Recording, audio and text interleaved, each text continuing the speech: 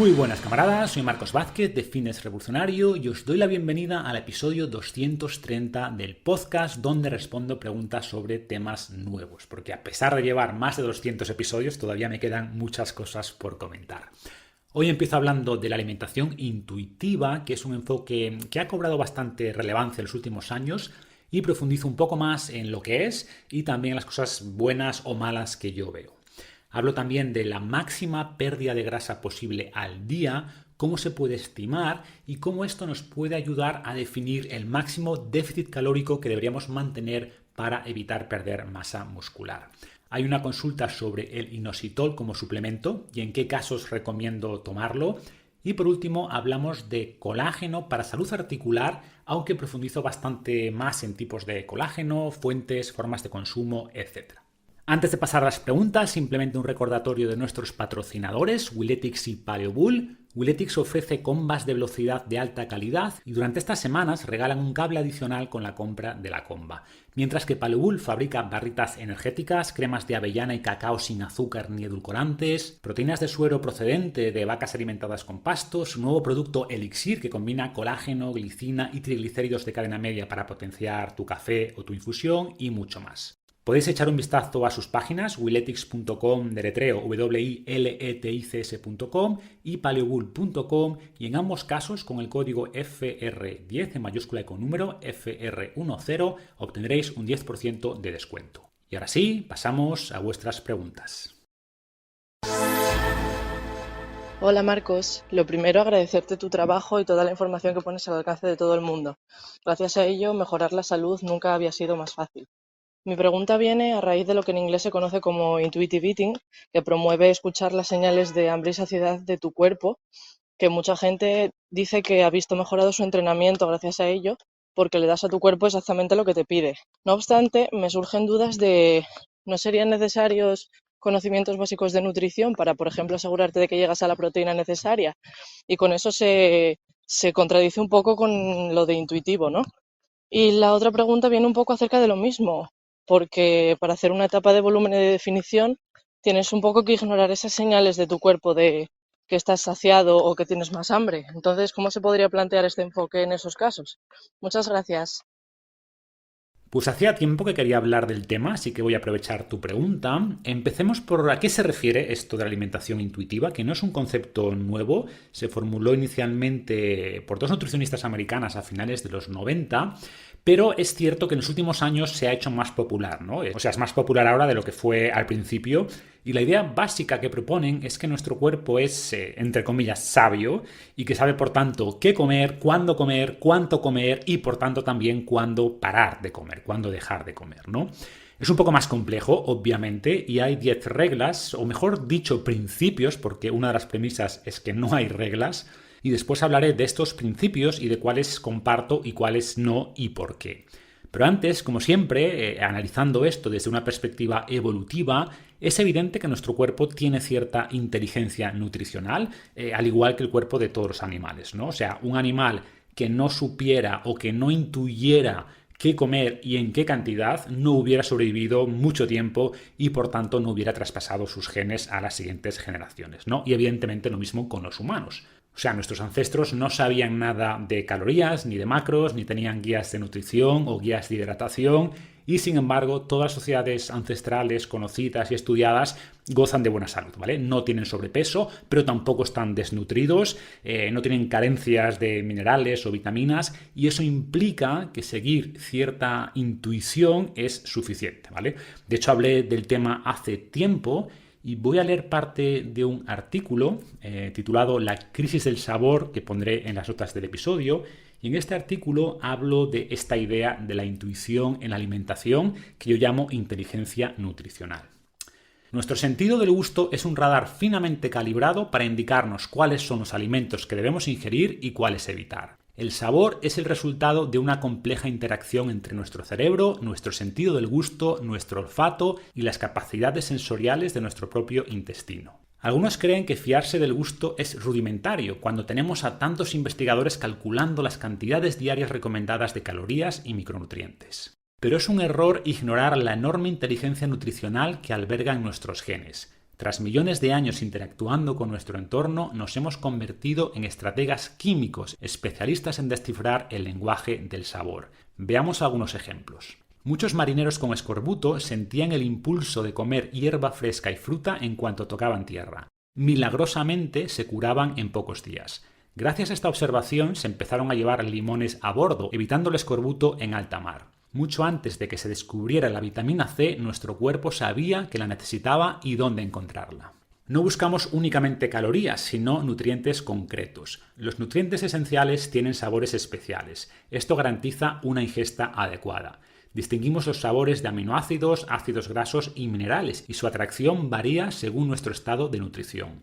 Según un estudio, más de 20 componentes que contribuyen al sabor del tomate proceden de nutrientes esenciales. Lo que hace el tomate beneficioso es lo mismo que lo hace delicioso. Si tu tomate no sabe a nada, probablemente tampoco aporte mucha nutrición. Como indica el estudio, el sabor es un buen indicador de su valor nutricional.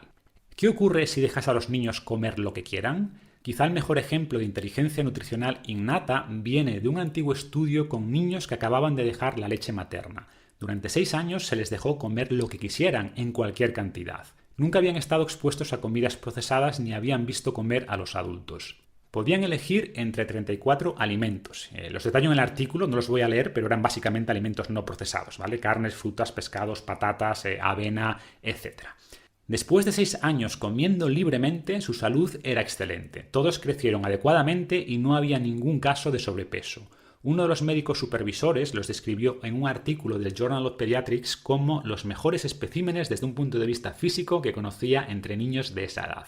Algunos datos interesantes del estudio. Los niños no elegían lo más dulce, sino lo que su cuerpo necesitaba en cada momento. Comían más proteína en los años de mayor crecimiento y más grasa o carbohidrato en los momentos de mayor actividad física. No desayunaban leche con cereales, cito literalmente del estudio. Aunque cada dieta era diferente, todas incluían múltiples alimentos y en ninguna predominaban los cereales y la leche, a pesar de ser lo que se considera apropiado hoy. Eran creativos, hacían mezclas extrañas pero nutritivas. Un niño desayunaba hígado con jugo de naranja, otro cenaba huevos con plátano y leche. Y por último, sabían usar la comida como medicina. Durante un brote de mononucleosis comieron más hígado, zanahoria y remolacha. Uno de los niños sufría raquitismo, que es deficiencia de vitamina D, y de manera voluntaria tomó aceite de hígado de bacalao hasta que se curó. Una vez curado, dejó de tomarlo. Por un lado, este comportamiento es sorprendente. Por otro, es totalmente coherente. Sería una desventaja evolutiva para cualquier especie carecer de mecanismos precisos como el sabor que guíen hacia la mejor nutrición. El estudio es de los años 30, pero ya intuían cosas que hoy todavía se les escapa a muchos especialistas. Así es como los investigadores explican el resultado.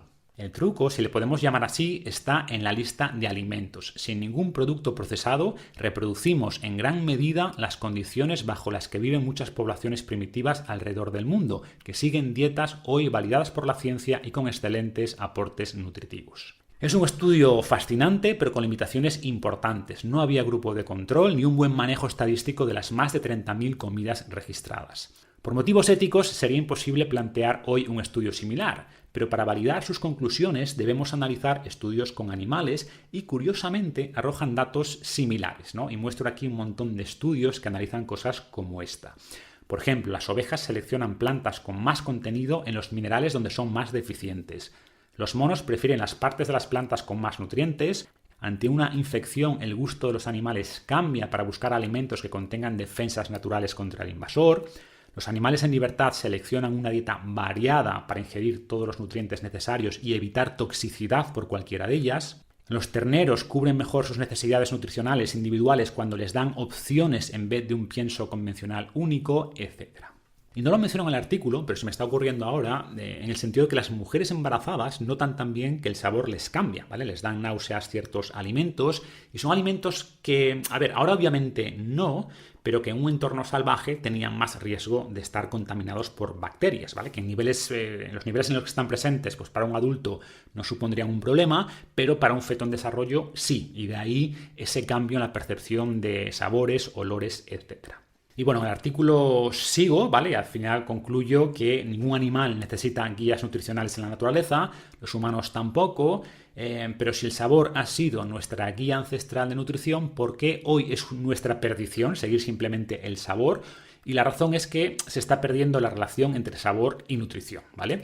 Y en el artículo detallo bastantes más cosas, desarrollo esta idea, pero por no enrollarme, el mensaje final es que esta intuición innata funciona bastante bien en el entorno en el que evolucionó, pero no en un entorno moderno repleto de alimentos ultraprocesados, de saborizantes, de colorantes, de aromas, que, entre comillas, engañan a nuestro sentido del sabor y que, por tanto, desajustan completamente este radar, ¿no? Y este es uno de los muchos motivos por el que debemos priorizar la comida de verdad, la comida con la que nuestro sistema de recompensa evolucionó a lo largo de millones de años, pero esto de nuevo es una visión general y después podríamos matizar mucho más. Y volviendo a la alimentación intuitiva, hablemos de algunos de sus principios para evaluar hasta qué punto los comparto y dónde difiero.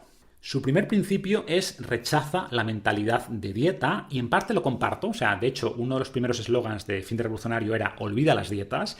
Nuestro primer libro de nutrición no tenía la palabra dieta en él, ¿vale? Lo llamamos simplemente el plan revolucionario, es decir, es una serie de recomendaciones para alimentarnos durante toda la vida y no es una dieta que plantearse con una fecha de inicio y una fecha de fin. ¿Por qué? ¿O qué ocurre cuando hacemos esto? Pues que adoptas muchas veces una alimentación, una dieta que no puedes mantener en el tiempo, simplemente pues para lograr un objetivo específico, perder X kilos, pero cuando logras ese objetivo o cuando abandonas, si realmente adoptaste una dieta muy restrictiva que no pudiste mantener, pues vuelves a tus viejos hábitos y por tanto regresan también los viejos kilos y muchas veces unos cuantos kilos de regalo por el famoso efecto rebote del que también he hablado varias veces, ¿no? Dicho esto, sí creo que hay enfoques de choque puntuales, concretos, que pueden ayudar a perder peso rápido, como una dieta cetogénica baja en calorías. En el último artículo del blog hablo del protocolo PSMF o Protein Sparing Modified Fast, que es de hecho un enfoque cetogénico muy específico que maximiza la pérdida de grasa minimizando la pérdida muscular. Y este resultado rápido puede aumentar la motivación y mejorar por tanto la adherencia a largo plazo. Pero, y aquí está la clave, sí y solo si se transiciona después a una forma de alimentación, por no hablar de dieta, que puedas mantener en el tiempo, ¿no?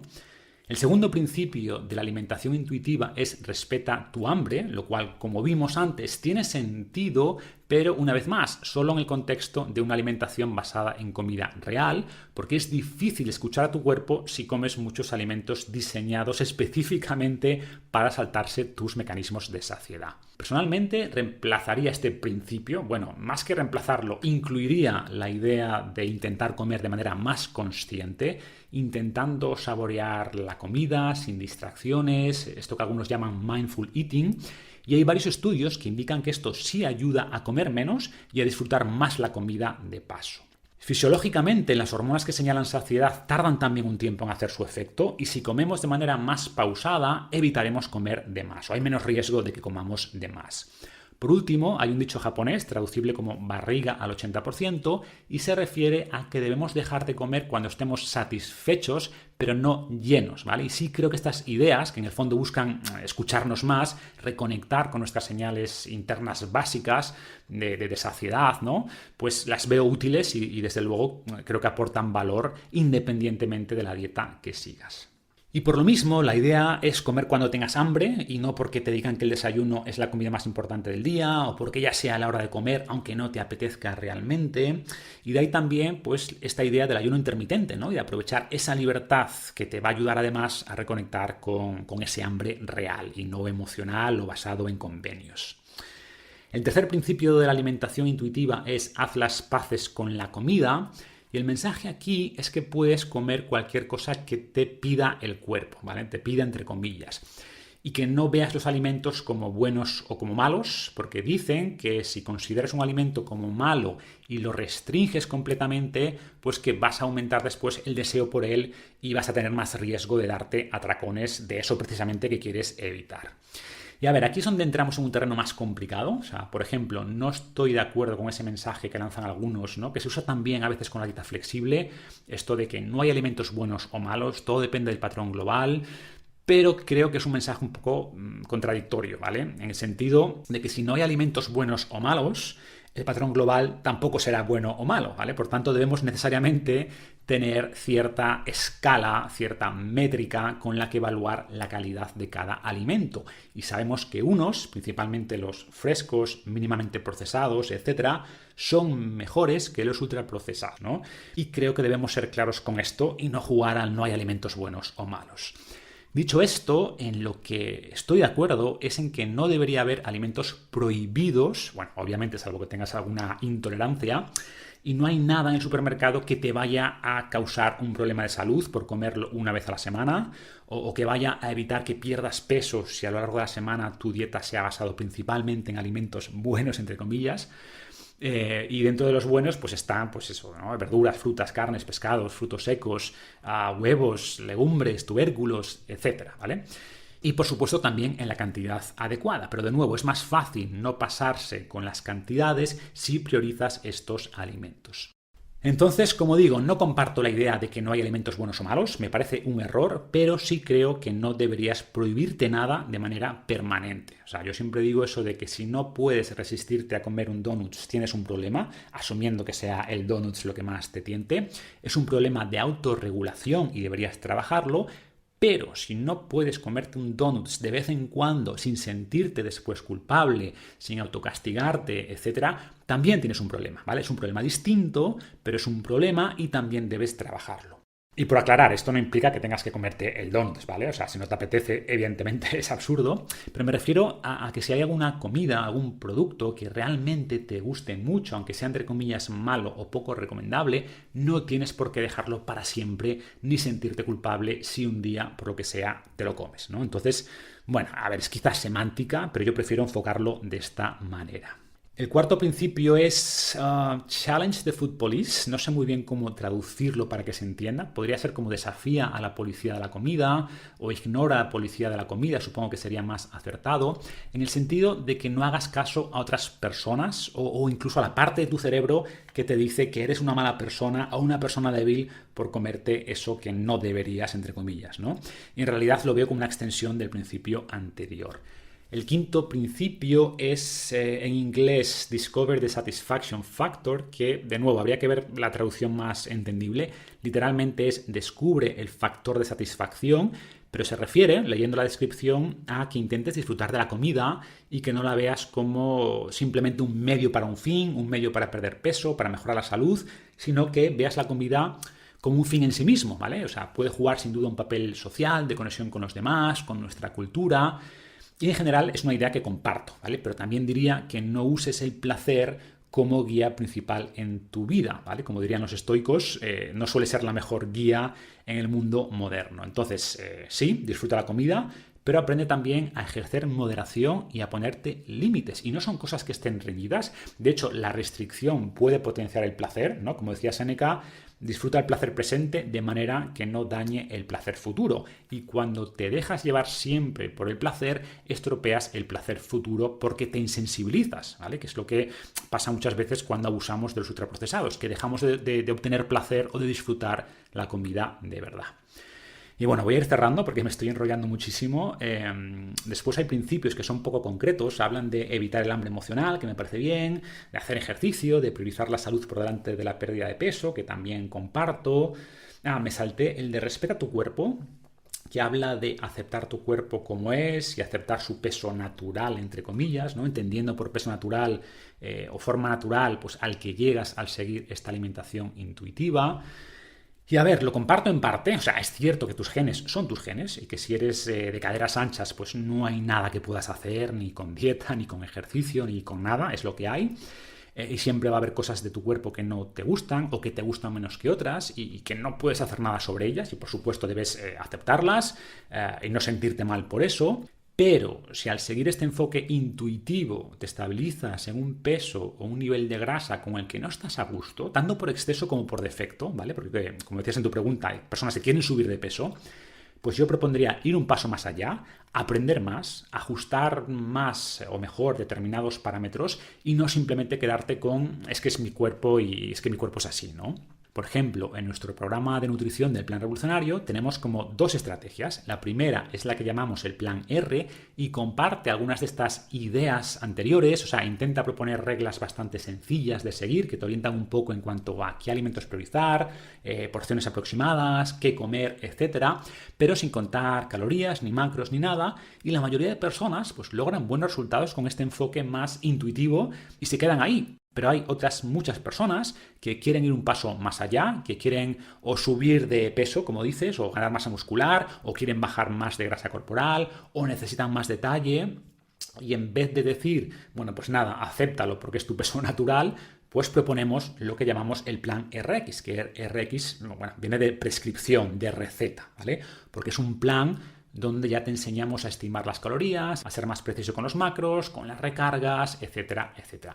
Y mucha gente necesita esta estructura y encuentra que sigue perdiendo grasa al hacer esto, ¿vale? Que por supuesto no te debes obsesionar con el tema o no te debes autocastigar si un día, repito, comes más calorías de las prescritas o lo que sea, pero no hay nada malo en intentar aprender más sobre tu dieta, en intentar ajustarla, en contar calorías durante una temporada.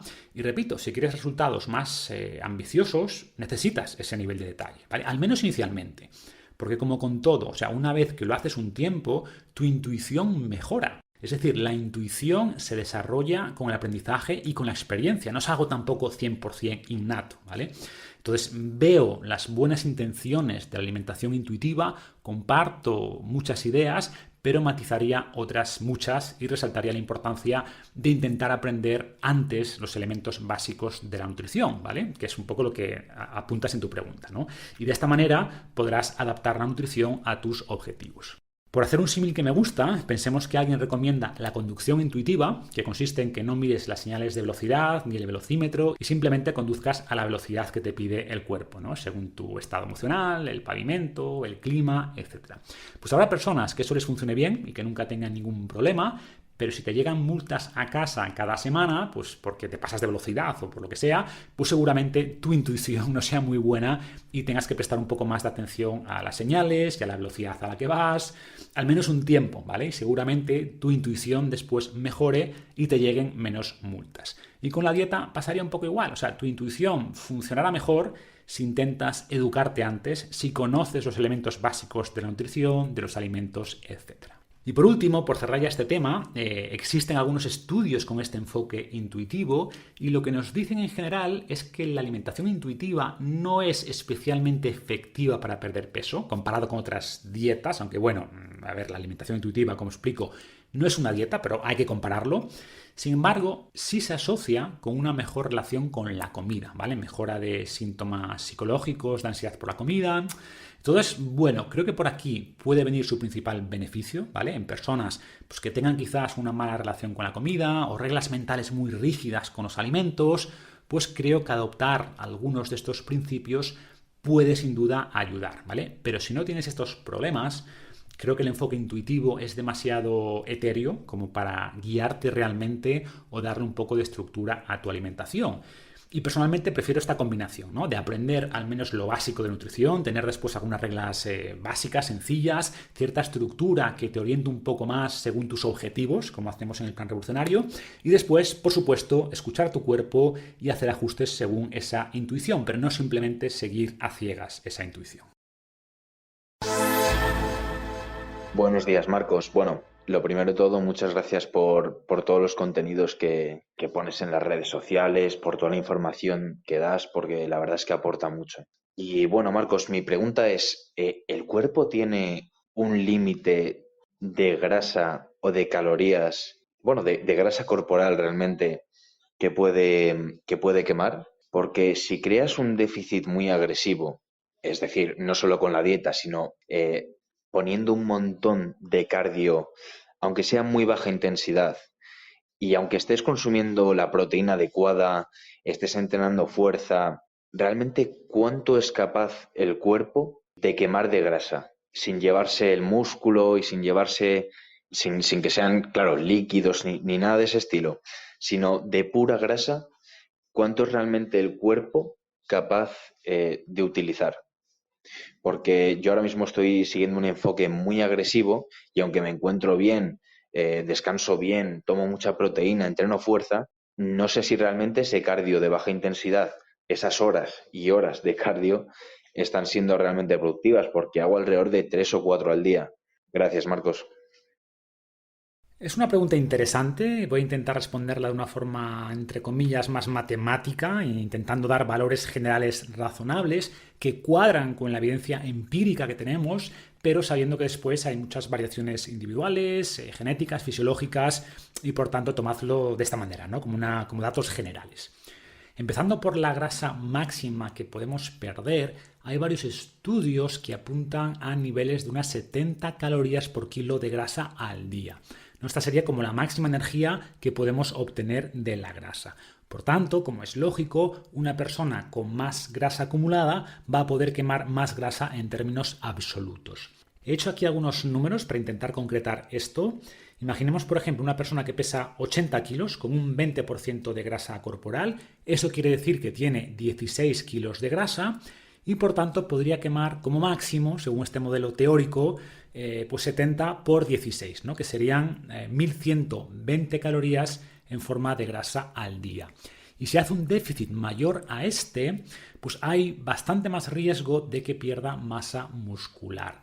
Si lo llevamos a una semana, ¿no? Y multiplicamos este valor por 7, nos salen casi 8.000 calorías, y sabiendo que un kilo de grasa tiene unas 7.500 calorías usables, pues quiere decir que la máxima cantidad de grasa que esta persona podría quemar sin perder masa muscular sería 1 kilo y poco a la semana. Dicho esto, como decía al principio, hay muchos matices aquí. Por ejemplo, en los estudios se contabiliza el glucógeno como parte del llamado fat-free mass, ¿no? O esa masa libre de grasa, y perder glucógeno no implica, evidentemente, perder masa muscular. O sea, el glucógeno es el combustible almacenado en los músculos, o por ejemplo, en un ayuno completo de un día o incluso de varios días, donde creas un déficit de 2.000, 2.500 calorías al día, no quiere decir que vayas a perder músculo necesariamente, porque además ese glucógeno pues usas cuerpos cetónicos que te permiten oxidar más grasa en forma de este sustrato alternativo, ¿no? Y por eso también pues no vemos pérdida muscular en este tipo de ayunos cortos. Entonces, repito, es un modelo matemático general que nos ayuda a plantear ciertos rangos razonables de déficit, pero entendiendo que hay otras muchas variables en juego. En cualquier caso, cuando utilizas un enfoque de definición muy agresivo, como la fase 3 de mi programa Barra Libre, o un enfoque como PSMF, que es todavía más agresivo y que de hecho me comento también en mi último artículo del blog, pues recomiendo priorizar el entrenamiento de fuerza y no pasarse con el cardio, porque si creas déficits mucho mayores de ese nivel, que repito, pueden variar más o menos 20% según cada persona, pero estos déficits sostenidos de más de 1.000 calorías al día en personas con poca grasa corporal pueden acarrear más pérdida muscular que enfoques menos agresivos pero un poco más largos. Como siempre, la cosa cambia si haces, por ejemplo, una recarga cada pocos días, ¿vale? Pero, repito, si metes mucho cardio porque crees que vas a lograr mejores resultados, no es cierto. O sea, a partir de cierto umbral te va a perjudicar y, desde luego, 3 horas al día es mucho si estás haciendo un déficit grande. Otra cosa es que te guste hacer tanto cardio y, en ese caso, podrías aumentar las calorías para lograr ese déficit a un nivel de ingesta superior. Con esto, además, elevarías el llamado flujo energético, que personalmente me gusta más como enfoque, pero, claro, lo veo menos realista para la mayoría de personas que ni tienen el tiempo para hacer ese nivel de actividad física ni les gusta, ¿no? O sea, para mí sería una tortura hacer 3 horas de cardio al día y prefiero reducir más las calorías. De hecho, como comenté también en algún artículo que pondré en las notas del episodio, el gasto calórico del cuerpo no es lineal. Y al aumentar el gasto energético con más actividad física, por ejemplo, el cuerpo empieza a ahorrar en otros ámbitos, ¿vale? Empieza a ahorrar, por ejemplo, en el sistema inmune, empieza a ahorrar en el sistema reproductivo, sobre todo en la mujer. Entonces, es otro motivo, más allá de la pérdida muscular, para no mantener déficits muy pronunciados en personas que tienen ya poca grasa corporal. Entonces, resumiendo, sí hay un límite máximo de grasa que se puede perder al día, que será mayor cuanta más grasa tengas. Depende además bastante de la fisiología de cada persona, de otros factores como el nivel de glucógeno, la producción de cuerpos cetónicos, las adaptaciones metabólicas. Y si estás en ese nivel de déficit, debes priorizar entrenamientos de fuerza para minimizar el riesgo de pérdida de masa muscular, ¿no? Y aquí pues recomendamos al menos entrenar 3 veces a la semana. Quizás puedes añadir, por supuesto, un par de sesiones de cardio, pero si metes mucho más cardio es recomendable subir las calorías y o hacer más recargas para no crear déficits sostenidos mucho mayores que el que maximiza la pérdida de grasa diaria. Hola Marco, te habla Valentina desde Bogotá y quisiera saber si nos puedes contar un poco sobre el inositol, pues he visto que es bueno para la salud pues, de la mujer, como para regular ciclos menstruales y esas cosas. Quisiera saber qué información tienes al respecto y si lo recomiendas, en qué dosis, combinados con otras cosas. Bueno, un saludito desde Colombia. Gracias por la pregunta, Valentina. Y es cierto que el inositol ha pasado de ser un gran desconocido para la mayoría a hablarse mucho de él en los últimos años. Mi opinión es bastante favorable, pero solo lo recomendaría como suplemento para trastornos específicos, ¿no? Como por ejemplo el síndrome de ovarios poliquísticos y especialmente en los casos donde hay un problema de resistencia a la insulina detrás, que no siempre es así tampoco. Empezando por el inositol, se refiere en realidad a un grupo de moléculas que son ligeramente distintas pero que comparten la misma fórmula química, por eso se llaman isómeros, y existen 9 isómeros del inositol, aunque el más común, el más frecuente es el llamado mioinositol, pero por claridad hablaré simplemente de inositol. Técnicamente es un carbohidrato, concretamente es un polialcohol que forma parte de nuestras membranas celulares, participa además en distintos procesos biológicos, está presente en multitud de alimentos en forma de mioinositol, como decía antes, está presente en la leche, en la carne, sobre todo en el hígado de los animales, también en los cítricos, pero hay muchos alimentos como frutos secos, cereales, legumbres que tienen fitatos que por un lado inhiben la absorción de ciertos nutrientes, pero este fitato, si tienes una buena microbiota, es convertido por nuestras bacterias en inositol, ¿vale? Por eso, como he dicho varias veces, el fitato que algunos ven como solo negativo no lo es realmente o no es realmente malo en la dosis adecuada y uno de los beneficios que tiene es este aporte adicional de inositol. Inicialmente se consideró al inositol de hecho como una vitamina, se le llamaba vitamina B8, pero después se observó que además de obtenerlo en los alimentos o por la acción bacteriana, podemos sintetizarlo también en varios órganos, como en el hígado, en los riñones, se cree que incluso en el cerebro y por tanto ya no se considera una vitamina, ¿vale? Porque una vitamina, por definición, es un elemento que no podemos sintetizar nosotros. Entonces, si no tienes ningún problema específico, pues con que incluyas en tu dieta varios de estos alimentos de manera frecuente, pues ya tienes seguramente el inositol que necesitas. Y repito que además puedes sintetizar cantidades adicionales en tu propio cuerpo, pero se ha visto que en determinados casos suplementar con inositol puede ser beneficioso. ¿Y qué casos serían estos? Pues destacaría 3 que tienen cierto respaldo científico. Uno es resistencia a la insulina en general, como decía antes. El inositol parece ayudar a mejorar la sensibilidad a la insulina y seguramente por esto mismo ha demostrado mejorar la fertilidad en el caso de mujeres con síndrome de ovarios poliquísticos. Y el otro aspecto donde parece mostrar beneficios es en la reducción de la ansiedad y también parece mostrar mejores resultados en mujeres. Por eso se ha orientado como suplemento en mujeres, ¿vale? Quizá en el caso de síndrome premenstrual podría ayudar, ¿no? Si hay detrás un impacto de la resistencia a la insulina. Es además un suplemento muy seguro en las dosis que se han visto efectivas, que son de 3 a 4 gramos al día. Entonces, como digo, para las mujeres que tienen estos problemas, sin duda sería interesante probar durante unas semanas con inositol en forma de suplemento. Y después preguntabas también si se podría combinar con otras cosas y en este caso, en mujeres con resistencia a la insulina, lo combinaría sin duda con actividad física, priorizando el trabajo de fuerza, un poco también de cardio y esto va a dar mejores resultados que muchos tratamientos convencionales farmacológicos. Hola Marcos, lo primero darte las gracias por estar siempre al pie del cañón dando la mejor información, se agradece mucho.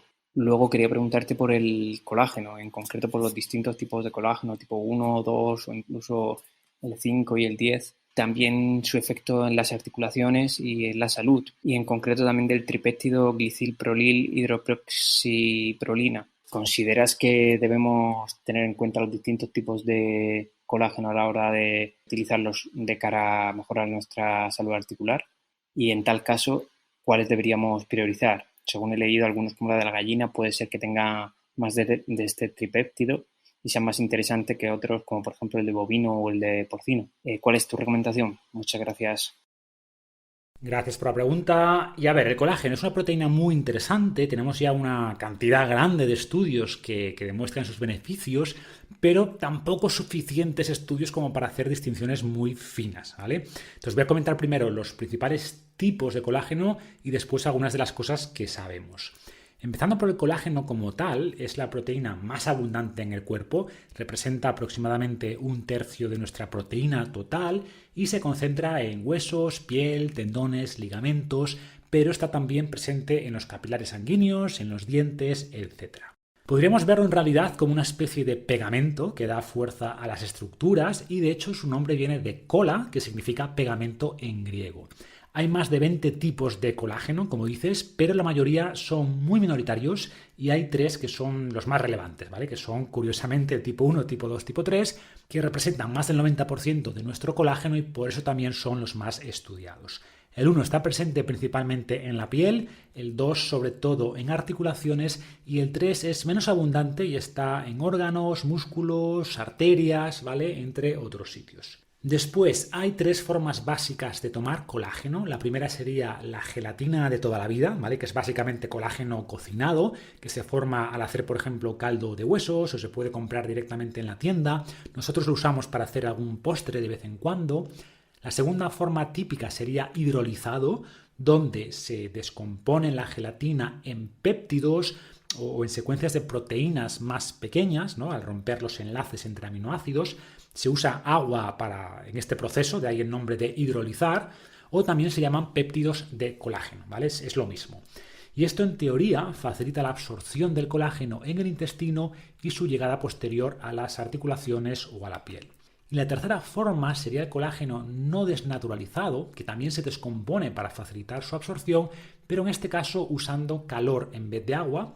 Bueno, el hidrolizado está desnaturalizado, pero eso tampoco creo que sea muy relevante desde un punto de vista de efecto.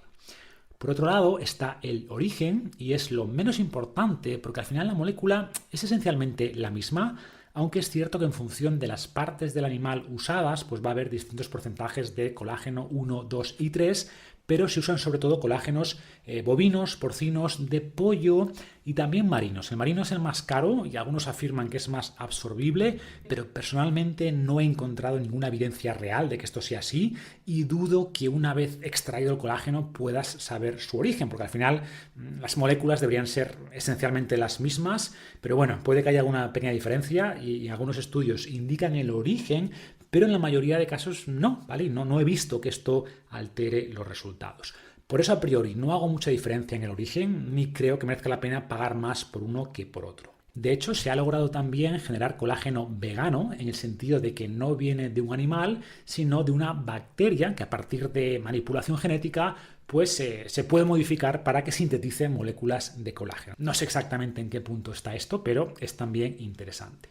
De todas maneras, al final el colágeno está formado en gran medida por 3 aminoácidos que son glicina, lisina y prolina, y aportando estos aminoácidos en la dieta, junto con vitamina C que participa en la síntesis del colágeno, debería ser suficiente para que el cuerpo produzca el colágeno que necesita. ¿Qué ocurre? Pues que con la edad nuestra capacidad de síntesis de colágeno se reduce y según múltiples estudios aportar colágeno hidrolizado exógenamente, o sea en forma de suplemento, pues ha demostrado que mejora la salud de la piel y también según varios estudios las articulaciones. He hablado también de la importancia sobre todo de la glicina, que es un aminoácido condicionalmente esencial, es decir, que en condiciones normales podemos sintetizar el que necesitamos, pero ante situaciones de lesión, de estrés o de simple envejecimiento, pues no se logra llegar a la síntesis total necesaria y esto puede favorecer la pérdida de colágeno, ¿no? De ahí que pueda ser interesante también añadir algo más de glicina y de hecho el elixir de Paleobull lleva colágeno y también unos gramos de glicina precisamente por esto. Bueno, por esto y por más cosas, ¿vale? Porque también he hablado alguna vez de la importancia de mantener un buen ratio metionina-glicina y por ejemplo toqué este tema en el podcast 217. Respondiendo ya a tu pregunta sobre las articulaciones, más que enrollarme mucho ahora, voy a dejar el artículo en las notas del episodio, porque escribí un artículo sobre el tema, o si buscas en Google fin de revolucionarios, salud articular, te va a aparecer. y tenemos bastante literatura sobre los beneficios de distintos suplementos de colágeno en la salud articular, principalmente hidrolizado y no desnaturalizado tipo 2, pero también comento en ese artículo que, el tema de los suplementos es totalmente secundario. Es decir, los problemas articulares suelen venir por otros problemas, por falta de actividad física, por mala técnica en los ejercicios, por falta de recuperación, por una dieta sin los nutrientes adecuados, y todo esto es mucho más importante que si suplementas colágeno o no. Pero como siempre, si estos elementos básicos los tienes bien, pues sí tenemos unos cuantos estudios que demuestran mejoría en problemas como osteoartritis, artritis reumatoide o recuperación de lesiones en el tejido conectivo al incluir estos suplementos de colágeno, ¿no? Y además existen muchos estudios también en beneficios para la piel, por lo que, puedes matar 2 pájaros de un tiro. Y repito, que no esperes milagros y hay cosas más importantes, pero sí podrían ayudar. Y nada más por hoy, os pido un favor como siempre, antes de despedirme, si os gusta el podcast, si habéis aprendido algo, y es que nos dejéis una revisión en Apple Podcasts o iVoox o la plataforma que uséis, ¿vale? Que nos ayuda a tener más visibilidad y llegar a más personas. Muchas gracias y hasta el próximo episodio.